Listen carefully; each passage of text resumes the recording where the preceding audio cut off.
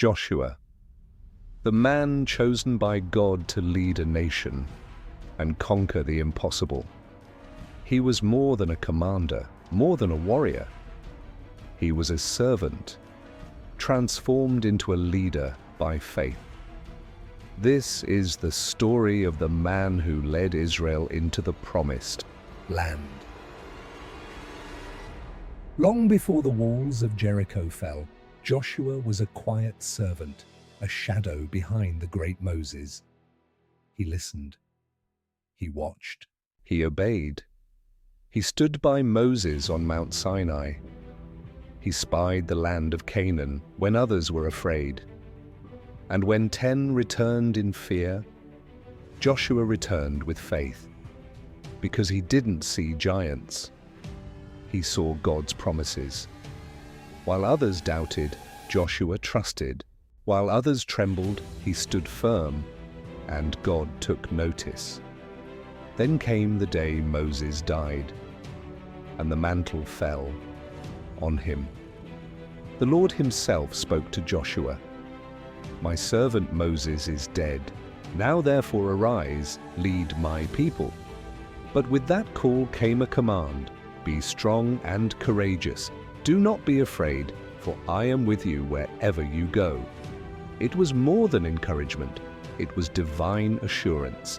And Joshua believed it. To lead Israel, Joshua first had to cross an obstacle, the swollen waters of the Jordan River. There were no bridges, no boats, only faith. But Joshua gave the order, "Consecrate yourselves, for tomorrow the Lord will do wonders among you."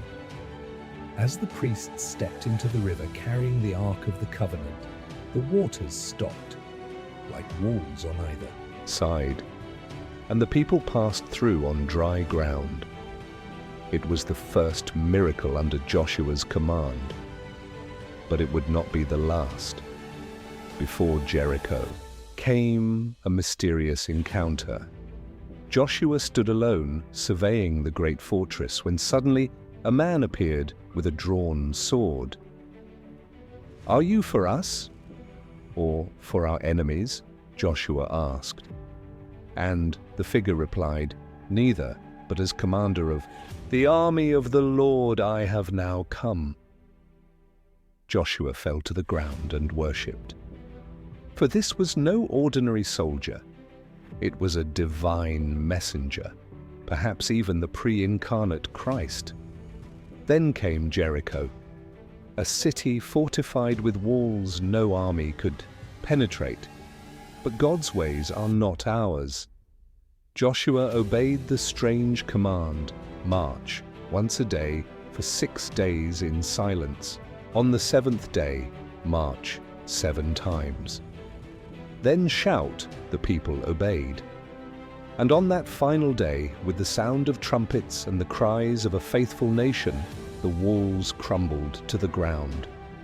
Jericho fell, not by might, but by obedience, by faith.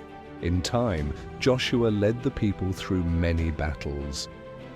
But one stands above the rest, the day the sun refused to set.